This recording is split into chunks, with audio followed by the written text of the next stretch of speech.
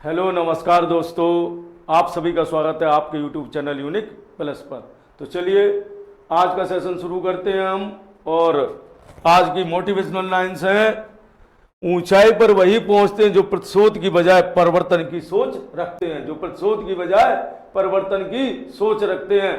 तो दोस्तों, परिवर्तन शिक्षा से आता है। परिवर्तन किससे आता है? शिक्षा से आता है।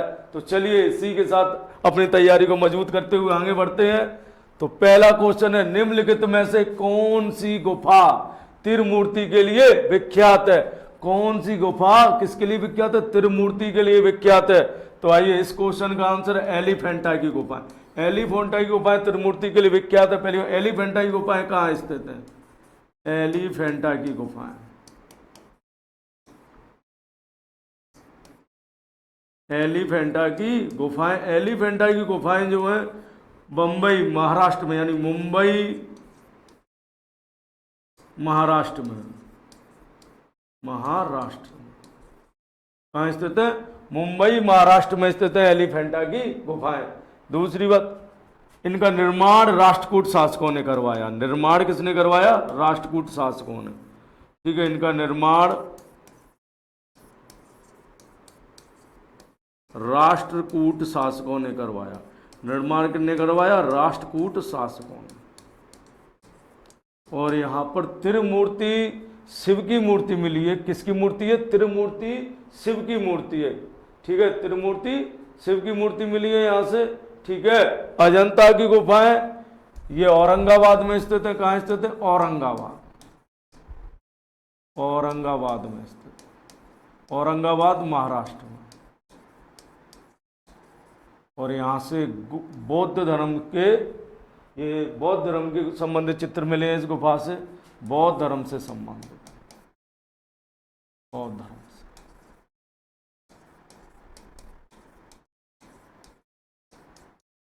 संबंधित। किस धर्म से संबंधित है? बौद्ध धर्म से संबंधित है ये गुफा। किस धर्म से संबंधित है? बौद्ध धर्म से संबंधित है ये गुफा। ठीक है, तो आपका क्वेश्चन है, निम्नलिखित कौन सी गुफा त्रिमूर्ति के लिए विख्यात है? तो त्रिमूर्ति के लिए जो गुफा विख्यात है उस गुफा का नाम है एलिफेंटा की गुफा है।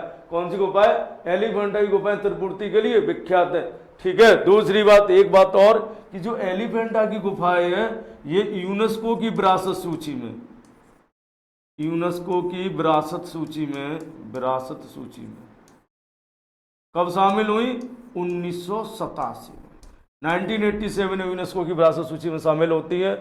कौन सी गुफाएं? एलिफेंटा की गुफाएं। ठीक है, चलिए अगले क्वेश्चन की ओर चलते हैं। आपका अगला क्वेश्चन है कि कौन सी गुफा बौद्ध धर्म, हिंदू धर्म और जैन धर्म के धार्मिक कला संस्कृति का मिश्रण है? कौन सी गुफा जिसमें बौद्ध धर्म, जैन धर्म और हिंदू धर्म तीनों की कला संस्कृतियों का उल्लेख मिलता है? तो वो गुफा है एलोरा की गुफाएं। कौन सी गुफाएं? एलोरा की गुफाएं। ठीक है, और एलोरा की गुफाओं के बारे में बात करते हैं। एलोरा की गुफाएं कहाँ स्थित है? औरंगाबाद महाराष्ट्र में स्थित है। औरंगाबाद महाराष्ट्र में स्थित है एलोरा की गुफाएं। कहाँ स्थित है? औरंगाबाद महाराष्ट्र में स्थित है। इनका निर्माण किसने करवाया? राष्ट्रकूट शासकों ने करवाया। किसने करवाया? राष्ट्रकूट शासकों ने करवाया। ठीक है, एलोरा की गुफाएं में कैलाश मंदिर है। कौन सा मंदिर है? कैलाश मंदिर।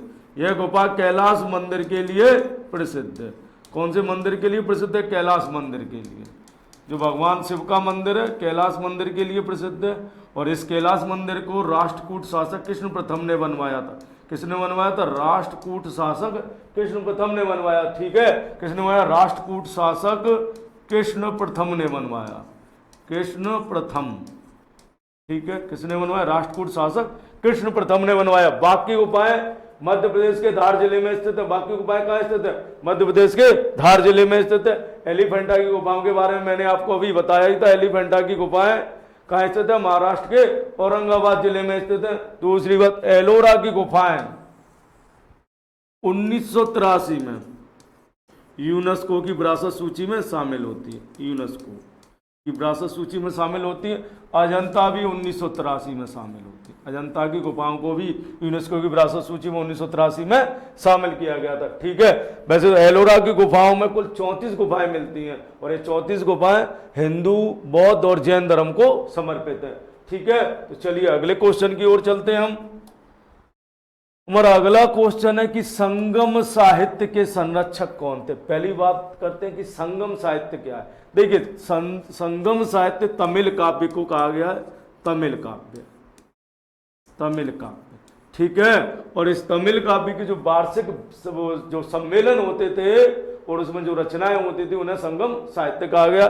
तो पूछा गया कि संगम साहित्य के संरक्षक कौन थे। तो देखिए 3 संगम हुए, यानी 3 संगम बैठकें हुई थी और तीनों बैठकों के संरक्षक पांड्य शासक थे। कौन थे? पांड्य शासक।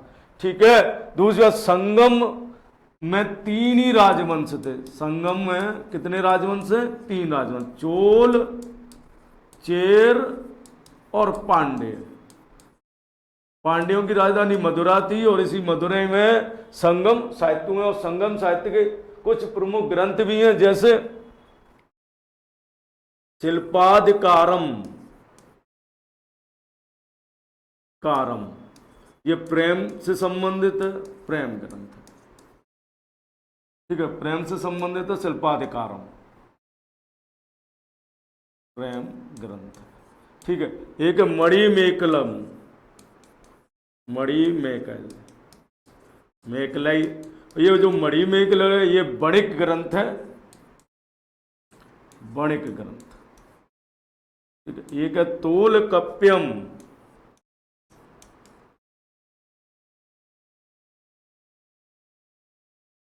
ये व्याकरणिक ग्रंथ है, व्याकरणिक ग्रंथ। ठीक है, तो देखिए आपसे पूछा गया संगम साहित्य के संरक्षक कौन थे, तो पांड्य शासक थे। संगम साहित्य में 3 बड़े ग्रंथों की रचना हुई थी, उसमें शिल्पाधिकारम प्रेम ग्रंथ है, मणिमेकलम वणिक ग्रंथ है और तोलकप्यम व्याकरण ग्रंथ है। संगम में 3 वंश आते हैं, चोल, चेर और पांड्य। ठीक है, आपसे क्वेश्चन ऐसे भी पूछा जाता है कि निम्न में से कौन सा वंश संगम वंश में शामिल नहीं है, तो उसमें कौन सा जो एक अन्य दिया होगा वो शामिल नहीं होगा। ठीक है, जैसे इसमें दिया सोलंकी, सोलंकी संगम वंश में शामिल नहीं है। ठीक है, आइए आगे चलते हैं, अगले क्वेश्चन की ओर चलते हैं।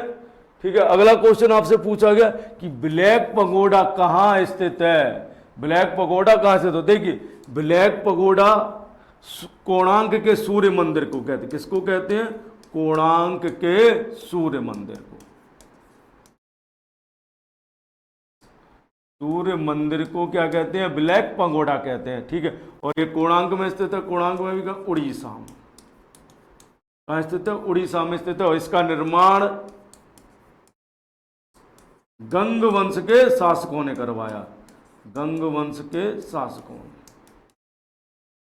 गंग वंश के शासक नरसिंह वर्मन फर्स्ट ने करवाया था। किसने करवाया था? गंग वंश के शासक नरसिंह वर्मन फर्स्ट ने करवाया था। इस क्वेश्चन का आंसर है कोणार्क। देखिए मदुरै, मदुरै में मीनाक्षी मंदिर है, मीनाक्षी मंदिर। ठीक है, बैगई नदी के तट पर स्थित है मीनाक्षी मंदिर। मीनाक्षी मंदिर पांड्य शासकों ने बनवाया। किसने बनवाया? पांड्य शासकों ने। मीनाक्षी पार्वती माता का मंदिर है। खजुराहो, खजुराहो के मंदिर तो आपको पता ही है। खजुराहो कहाँ है? मध्य प्रदेश में स्थित है, एमपी, मध्य प्रदेश। खजुराहो में इसका मंदिर है कंदरिया महादेव का मंदिर, कंदरिया, कंदरिया महादेव का मंदिर कहाँ स्थित है? खजुराहो में स्थित है कंदरिया महादेव का मंदिर, महादेव का मंदिर। खजुराहो तो आपको पता ही है, लेकिन पेपर में कई बार पूछ लिया जाता है कंदरिया महादेव का मंदिर कहाँ स्थित है, तो कंदरिया महादेव का मंदिर खजुराहो में स्थित है। खजुराहो के मंदिरों का निर्माण किसने करवाया? चंदेल शासकों ने। इसका निर्माण चंदेल शासकों ने करवाया, निर्माण चंदेल शासकों ने। इसने करवाया? चंदेल शासकों ने। ठीक है, दूसरा मोढेरा, मोढेरा में सूर्य मंदिर है। क्या है? सूर्य मंदिर। मोढेरा में सूर्य मंदिर है और ये कहाँ है? गुजरात में। कहाँ पर स्थित है? गुजरात में। ठीक है, आपसे क्वेश्चन पूछा गया कि ब्लैक पगोडा कहाँ स्थित है, तो ब्लैक पगोडा उड़ीसा में कोणार्क में स्थित है। कोणार्क के सूर्य मंदिर है। के नाम से प्रसिद्ध है। दूसरी बात, इसका निर्माण गंग वंश के शासक नरसिंह देव वर्मन फर्स्ट ने करवाया था। ठीक है, मदुरई मीनाक्षी मंदिर है वहां पर, और ये बैगई नदी के तट पर पांड्य शासकों द्वारा बनवाया गया। मदुरई तमिलनाडु राज्य में स्थित है, खुजराहो एमपी में स्थित है, और इसका निर्माण चंदेल शासकों ने करवाया था। और यहाँ कंदरिया महादेव का मंदिर है, मोढेरा गुजरात में स्थित है, और यहाँ सूर्य मंदिर है। ठीक है, चलिए अगले क्वेश्चन की ओर चलते हैं। अगला क्वेश्चन है, चट्टानों को काटकर महाबलीपुरम का मंदिर किसके द्वारा बनवाया गया? तो चट्टानों को काटकर महाबलीपुरम का मंदिर पल्लव शासकों ने बनवाया। किसने बनवाया? पल्लव शासकों ने बनवाया। ठीक है, आइए बात करते हैं महाबलीपुरम के मंदिर। इसे रथ मंदिर भी कहते हैं, रथ मंदिर भी कहते हैं। दूसरी बात, सप्त पैगोडा कहते हैं, सप्त पैगोडा, क्योंकि इसमें 7 रथ है। कितने रथ हैं? 7 रथ हैं। कितने रथ हैं? 7 रथ है। सबसे बड़ा रथ किसका है? धर्मराज का।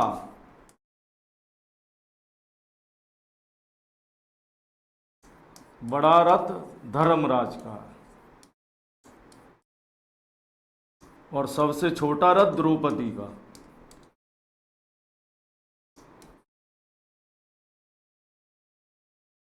द्रौपदी का है। सबसे छोटा रथ किसका है? द्रौपदी का है। दूसरी बात, बनवाया किसने? ये वो पल्लव शासक नरसिंह वर्मन फर्स्ट ने। नरसिंह वर्मन फर्स्ट। दूसरी बात, महाबलीपुरम कहां स्थित? तमिलनाडु राज्य में स्थित है। कहां स्थित है? तमिलनाडु राज्य में स्थित है। ठीक है, तो चट्टानों को काटकर महाबलीपुरम का मंदिर किसके द्वारा बनवाया गया?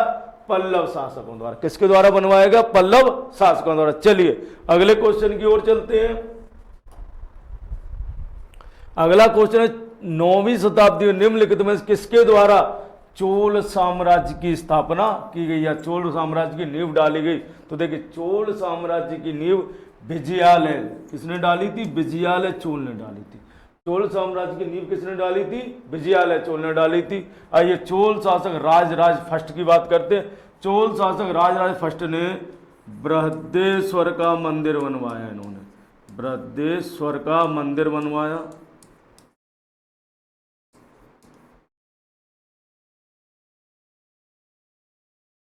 और ये मंदिर तंजौर में स्थित है। कहाँ स्थित है? तंजौर में बृहदेश्वर का मंदिर बनवाया। इस मंदिर को टाइड वॉश टेम्पल भी कहते हैं। कौन सा टेम्पल? टाइड वॉश, यानी समुद्र में जब ज्वार आता है तो वो मंदिर के प्रांगण को धो देता है। रोप वे टेम्पल भी कहते हैं। कई बार ये क्वेश्चन पूछा गया, टाइड वॉश टेम्पल किसको कहते हैं?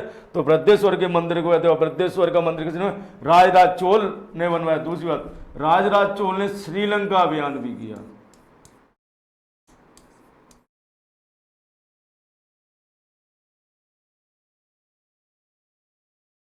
कौन सा अभियान किया? श्रीलंका अभियान भी किया। ठीक है, कौन सा अभियान किया? श्रीलंका अभियान किया। ठीक है, चलिए अगले क्वेश्चन की ओर चलते हैं। हमारा अगला क्वेश्चन है कि 72 व्यापारियों को चीन किसके कार्यकाल में भेजा गया? तो देखिए, 72 व्यापारियों को चीन भेजा कुलोतुंग ने, चोल शासक कुलोतुंग ने। ठीक, कुलोतुंग कौन थे? चोल शासक थे। चोल शासक कुलोतुंग ने 72 व्यापारियों का दूत मंडल कहां भेजा था? चीन भेजा था। ठीक है, आइए राजेंद्र फर्स्ट की बात करते हैं। राजेंद्र फर्स्ट चोल वंश का सबसे प्रतापी शासक।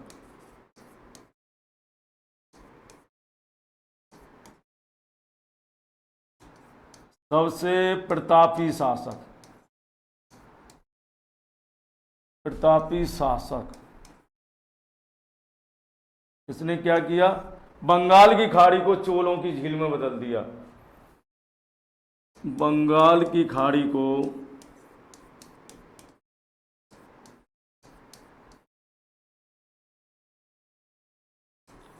चोलों की झील में बदल दिया।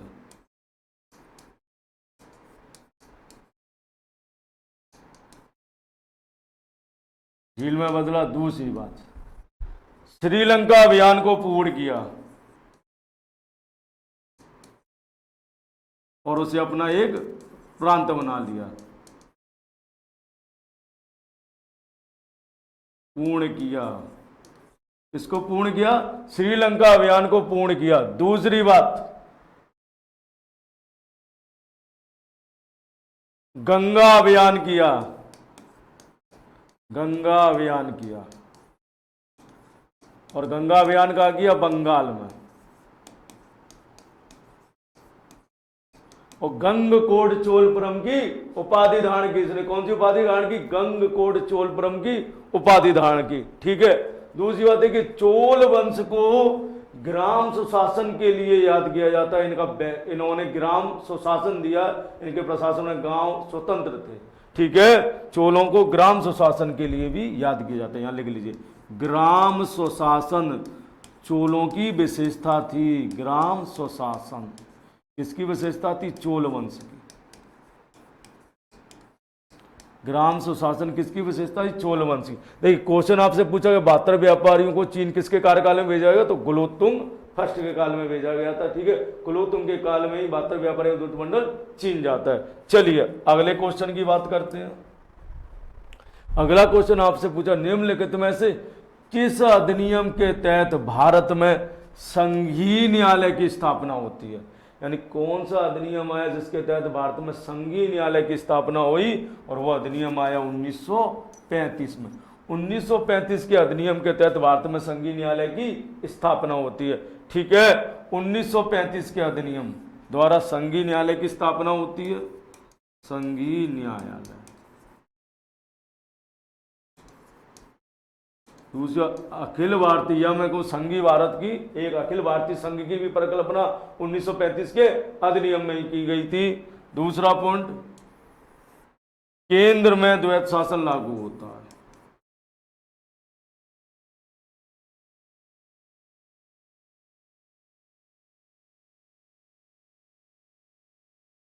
लागू, प्रांतों में समाप्त।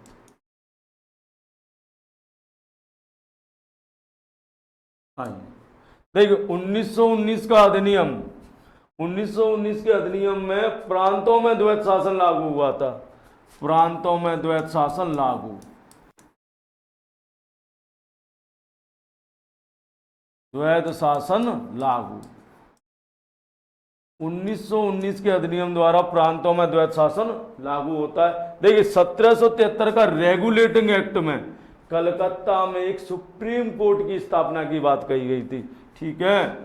कलकत्ता में एक सुप्रीम कोर्ट,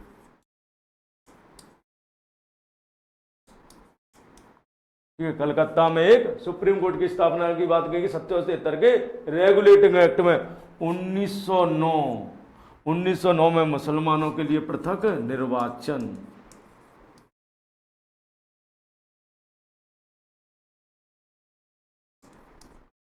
पृथक निर्वाचन क्षेत्र, मुसलमानों के लिए पृथक निर्वाचन क्षेत्र। ठीक है। चलिए अगले क्वेश्चन की ओर चलते हैं हम। अगला क्वेश्चन है कि इन व्यक्तियों में से कौन कैबिनेट मिशन का सदस्य नहीं था? इन व्यक्तियों में से कौन कैबिनेट मिशन का सदस्य नहीं था? बात करते हैं कैबिनेट मिशन। कैबिनेट मिशन 1946 में आया। कब आया? 1946 में। ठीक है। इसके 3 सदस्य थे। इसमें सदस्य कितने थे? 3। ठीक है। 3 सदस्य कौन कौन से थे? पैथिक लॉरेंस,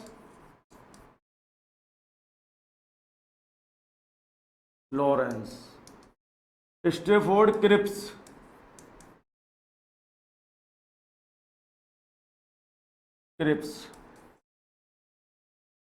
ठीक है, और एवी अलेक्जेंडर।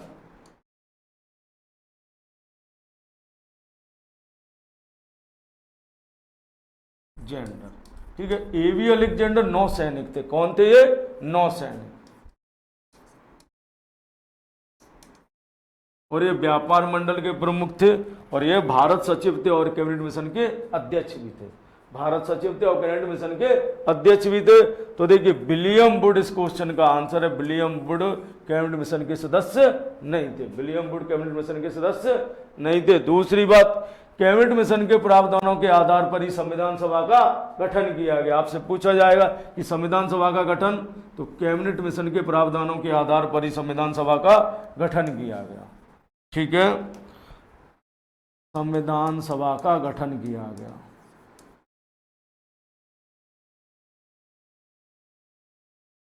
किसके प्रावधानों के आधार पर? कैबिनेट मिशन के प्रावधानों के आधार पर ही संविधान सभा का गठन किया जाता है। ठीक है, अगले क्वेश्चन की ओर चलते हैं हम। अगला क्वेश्चन है कि संविधान सभा के उद्घाटन अधिवेशन की अध्यक्षता किसने की? यानी उद्घाटन जब हुआ संविधान सभा का तो उसके अध्यक्ष कौन थे? यानी उद्घाटन अधिवेशन की अध्यक्षता किसने की थी? तो आइए, इस क्वेश्चन का आंसर होगा डॉक्टर सच्चिदानंद सिन्हा। देखिए, क्वेश्चन आपसे यह पूछना चाह रहा है कि संविधान सभा की प्रथम बैठक के अध्यक्ष कौन थे? तो आइए, संविधान सभा की प्रथम बैठक यानी उद्घाटन अधिवेशन कब हुआ? 9 दिसंबर 1946 को। और इस दिन अध्यक्षता किसने की? डॉक्टर सच्चिदानंद सिन्हा ने। देखिए, वयोवृद्ध होने के कारण इनको अध्यक्ष बना दिया गया सिन्हा। ठीक है, दूसरी बात, 11 दिसंबर 1946 को डॉक्टर राजेंद्र प्रसाद को संविधान सभा ने अपना स्थायी अध्यक्ष चुन लिया। ठीक है, 11 दिसंबर 1946 को डॉक्टर राजेंद्र प्रसाद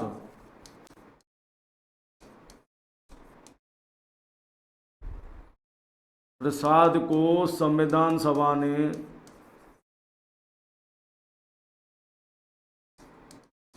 अपना स्थायी अध्यक्ष चुना। स्थायी अध्यक्ष, ठीक है, कौन सा अध्यक्ष चुना? स्थायी अध्यक्ष चुना। देखिए, डॉक्टर बी आर अम्बेडकर जो थे प्रारूप समिति के अध्यक्ष थे। पेपर में क्वेश्चन आता है प्रारूप समिति के अध्यक्ष कौन थे? Doctor B R Ambedkar. Question पूछते ड्राफ्टिंग समिति के अध्यक्ष कौन थे? Doctor B R Ambedkar. मसौदा समिति के अध्यक्ष कौन थे? Doctor B R Ambedkar. प्रारूप समिति, मसौदा समिति और ड्राफ्टिंग समिति तीनों एक ही के नाम है। ठीक है, तो डॉक्टर बी आर अम्बेडकर किसके अध्यक्ष थे? प्रारूप समिति के अध्यक्ष थे।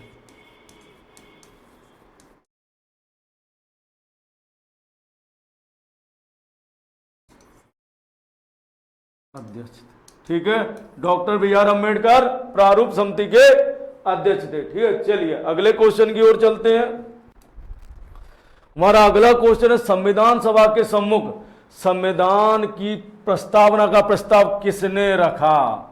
तो देखिए, संविधान सभा के सम्मुख संविधान की प्रस्तावना का जो प्रस्ताव था वो पंडित जवाहरलाल नेहरू ने रखा। किसने रखा? पंडित जवाहरलाल नेहरू। देखिए, इसे उद्देश्य प्रस्ताव भी कहते हैं, यानी संविधान में हमारा उद्देश्य क्या है। ठीक है, और यही उद्देश्य बाद में प्रस्तावना का आधार बना था।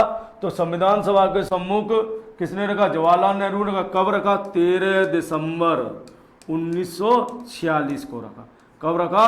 13 दिसंबर 1946 को रखा। इसको संविधान सभा द्वारा स्वीकार कब किया गया?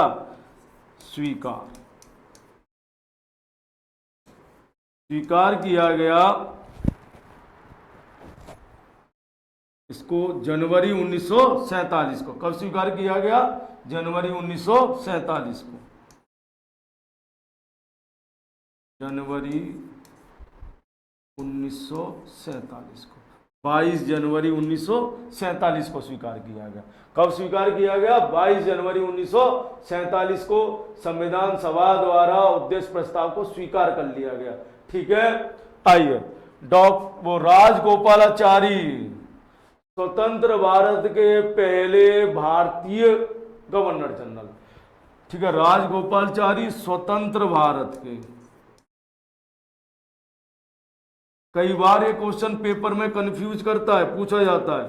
तो राजगोपालाचारी स्वतंत्र भारत के पहले भारतीय गवर्नर जनरल। देखिए, आपसे पेपर में क्वेश्चन पूछा जाएगा स्वतंत्र भारत के पहले गवर्नर जनरल, तो लॉर्ड माउंटबेटन। स्वतंत्र भारत के प्रथम भारतीय गवर्नर जनरल राजगोपालाचारी। स्वतंत्र भारत के अंतिम गवर्नर जनरल राजगोपालाचारी। ठीक है, स्वतंत्र भारत के प्रथम गवर्नर जनरल लॉर्ड माउंटबेटन, स्वतंत्र भारत के प्रथम भारतीय गवर्नर जनरल तो स्वतंत्र भारत के प्रथम भारतीय गवर्नर जनरल तो राजगोपालाचारी हैं, और स्वतंत्र भारत के अंतिम गवर्नर जनरल तब राजगोपालाचारी हैं। ठीक है, चलिए अगले क्वेश्चन की ओर चलते हैं हम। अगला क्वेश्चन आपसे पूछा गया, संविधान, भारतीय संविधान के प्रथम प्रारूप को किसने तैयार किया था? ठीक है, तो भारतीय संविधान के प्रथम प्रारूप को वी.एन. राव ने तैयार किया था। किसने तैयार किया था? वी.एन. राव ने। ठीक है, वी.एन. राव एक न्यायविद थे और इन्होंने संविधान के प्रारूप को तैयार किया था। Doctor B R. अम्बेडकर प्रारूप समिति के अध्यक्ष थे। किसके अध्यक्ष थे? ये प्रारूप समिति के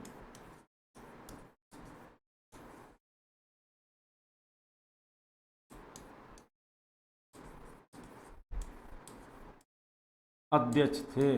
जबकि प्रारूप तैयार किसने किया था? वी.एन. राव ने तैयार किया। देखिए पेपर में एक क्वेश्चन कंफ्यूजन में डालता है, पूछा जाता है प्रारूप किसने तैयार किया, लोग डॉक्टर बी.आर. अम्बेडकर पर टिक लगा देते हैं, क्योंकि वो ध्यान नहीं देते, वो प्रारूप को प्रारूप समिति समझते हैं। जबकि डॉक्टर बी.आर. अम्बेडकर प्रारूप समिति के अध्यक्ष थे। प्रारूप किसने तैयार किया?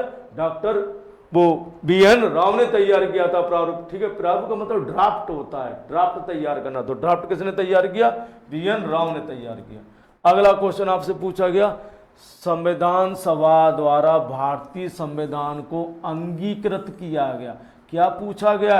अंगीकृत किया गया यानी स्वीकार किया गया। तो संविधान सभा द्वारा संविधान को अंगीकृत कब किया गया? 26 नवंबर 1949 को। कब अंगीकृत किया गया? 26 नवंबर 1949 को अंगीकृत किया गया। 15 अगस्त आपको पता ही, 15 अगस्त 1947 को हमारा देश स्वतंत्र हुआ था। ठीक है, 26 नवंबर 1949 को संविधान को अंगीकृत किया गया और 26 जनवरी 1950 को क्या हुआ? संविधान लागू हुआ, यानी गणतंत्र बना भारत, संविधान लागू। ठीक है, संविधान बनकर तो तैयार 26 नवंबर 1949 को ही हो गया था। हम उस दिन भी लागू कर सकते थे, लेकिन 26 जनवरी की तारीख को यादगार रखने के लिए हमने संविधान को 26 जनवरी 1950 को लागू किया था, क्योंकि 26 जनवरी 1930 को पहला स्वतंत्रता दिवस मनाया गया था जवाहरलाल नेहरू द्वारा, यानी पूर्ण स्वराज की मांग की थी। और जब अंग्रेजों ने नहीं मांगी तो उन्होंने स्वतंत्रता दिवस मनाया। तो वो 26 जनवरी की तारीख को यादगार करने के लिए हमने 26 जनवरी 1950 को संविधान को लागू किया था। ठीक है, चलिए अगले क्वेश्चन की ओर चलते हैं। भारत का अक्षांशीय विस्तार है। ठीक है, तो देखिए दो प्रकार की रेखाएं होती हैं पृथ्वी पर। इस प्रकार की रेखाओं को अक्षांश रेखाएं कहते हैं। ठीक है, अक्षांश रेखाएं, एक 0 डिग्री के समांतर जो रेखाएं होती हैं उन्हें अक्षांश रेखाएं कहते हैं, और जो रेखाएं इस प्रकार खींची जाती हैं इनको देशांतर रेखाएं कहते हैं। ठीक है, तो आपसे पूछा गया भारत का अक्षांशीय विस्तार। तो देखिए भारत का अक्षांशीय विस्तार जो 0 डिग्री अक्षांश रेखा के उत्तर में, किधर है? उत्तर में भारत का विस्तार, दक्षिण में नहीं। ठीक है, दक्षिण में भारत का विस्तार बिल्कुल नहीं है, क्योंकि जो 0 डिग्री अक्षांश रेखा है उसे भूमध्य रेखा या इक्वाडोर कहते हैं। इसके ऊपर वाले भाग को उत्तर और नीचे वाले भाग को साउथ कहते हैं। तो उत्तर वाले भाग में ही भारत का संपूर्ण विस्तार है। तो आइए इस क्वेश्चन के आंसर को देखते हैं। 37 डिग्री 17 मिनट से 53 सेकंड 30 86 सेकंड 28 दक्षिण के बीच में नहीं है। इसका आंसर होगा 37 डिग्री 6 मिनट से 8 डिग्री 4 मिनट। यह बिल्कुल सही उत्तर है। ठीक है, चलिए आइए देशांतरी विस्तार और जान लेते हैं। भारत का देशांतरी विस्तार 68 डिग्री 7 अंश से 97 डिग्री 25 मिनट तक है। ठीक है, भारत का देशांतरी विस्तार 68 डिग्री 7 मिनट से 97 डिग्री 25 मिनट तक है। ठीक है, चलिए अगले क्वेश्चन की ओर चलते हैं। तो याद रखिए कंफ्यूजन वाला क्वेश्चन है। हम मतलब 2-3 ऑप्शन दिए होंगे, जैसे ये दिया 37 डिग्री उत्तरी तथा 8 डिग्री 4 मिनट दक्षिणी। तो याद रखिए दक्षिण में नहीं है। कहाँ कहाँ है? उत्तरी उत्तर में भारत का विस्तार है, दक्षिण में भारत का विस्तार नहीं है। अगले क्वेश्चन की ओर चलते हैं। अगला क्वेश्चन आपसे पूछा गया कि कर्क रेखा गुजरती है, यानी कर्क रेखा भारत के कितने राज्यों से होकर गुजरती है, कौन कौन से राज्य से गुजरती है और किस राज्य, क्वेश्चन होने कर्क रेखा भारत के किस राज्य से नहीं गुजरती है, या तो यहाँ गलत ऑप्शन दिया है। उपरोक्त सभी होना चाहिए। यहाँ क्या होना चाहिए? उपरोक्त सभी होना चाहिए। कर्क रेखा भारत के 8 राज्यों से गुजरती है। कितने राज्यों से गुजरती है? 8 राज्यों से। ठीक है, वो 8 राज्य कौन से? गुजरात, राजस्थान, मध्य प्रदेश, छत्तीसगढ़,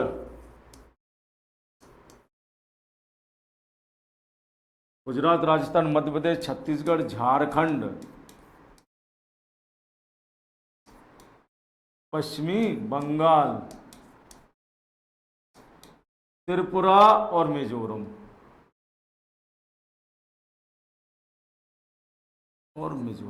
इन 8 राज्यों से गुजरती है। ठीक है, तो इसका आंसर होगा उपरोक्त सभी। क्या होगा? उपरोक्त सभी।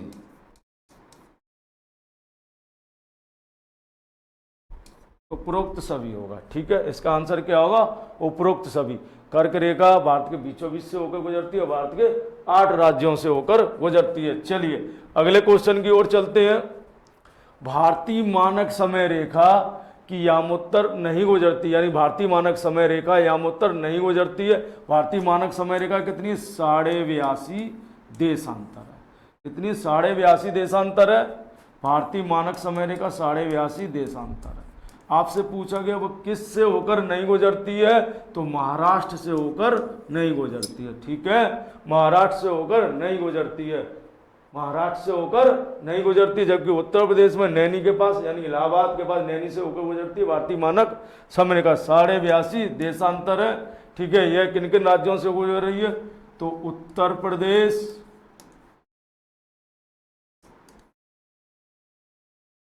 छत्तीसगढ़,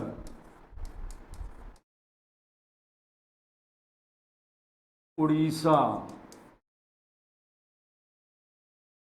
आंध्र प्रदेश राज्यों से होकर गुजरती है। छत्तीसगढ़, उड़ीसा, आंध्र प्रदेश राज्यों से होकर गुजरती है ये। ठीक है, चलिए आइए अगले क्वेश्चन की ओर चलते हैं। छत्तीसगढ़, अच्छा एक राज्य और रह गया, मध्य प्रदेश। कौन से राज्य? मध्य प्रदेश और रह गया आपका। मध्य प्रदेश 5 राज्यों से होके गुजरती है। कितने राज्यों से होके गुजरती है? 5 राज्यों से होके गुजरती है। तो आपसे पूछा है भारतीय मानक समय रेखा यामोत्तर नहीं गुजरती है, तो महाराष्ट्र से नहीं गुजरती, 5 राज्यों से गुजरती है। उत्तर प्रदेश, मध्य प्रदेश, छत्तीसगढ़, उड़ीसा और आंध्र प्रदेश से होके गुजरती है। चलिए अगले क्वेश्चन की ओर चलते हैं। अगला क्वेश्चन है आपका कि भारत की सीमा का सबसे दक्षिणी बिंदु कौन सा है? तो देखिए भारतीय सीमा का सबसे दक्षिणतम बिंदु इंदिरा पॉइंट है, जो अंडमान निकोबार द्वीप समूह पर स्थित है। इंदिरा कॉल उत्तरी बिंदु है, भारत का उत्तरी बिंदु। गौर माता पश्चिमी बिंदु है, जो गुजरात राज्य में स्थित है। पश्चिमी बिंदु गुजरात में। किबथू पूर्वी बिंदु है, पूर्वी बिंदु, जो अरुणाचल प्रदेश में। अरुणाचल प्रदेश। ठीक है, सबसे पहले सूर्य भारत में कहाँ आता है? अरुणाचल प्रदेश में आता है। इंदिरा पॉइंट अंडमान निकोबार में, अंडमान निकोबार द्वीप समूह।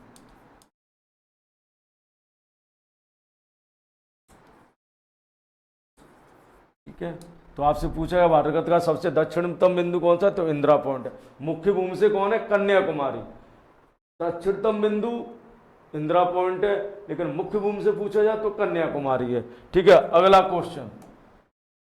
क्वेश्चन आपसे पूछा गया है भारत का वह स्थान जहां बंगाल की खाड़ी, अरब सागर और हिंद महासागर तीनों मिलते हैं, वह स्थान कौन सा है?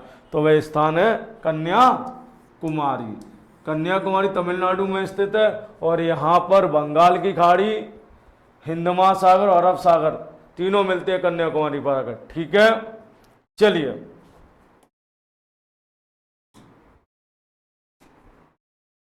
तो इसी के साथ आज के सेशन को समाप्त करते हैं और मैं उम्मीद करता हूँ आपको आज का सेशन पसंद आया होगा।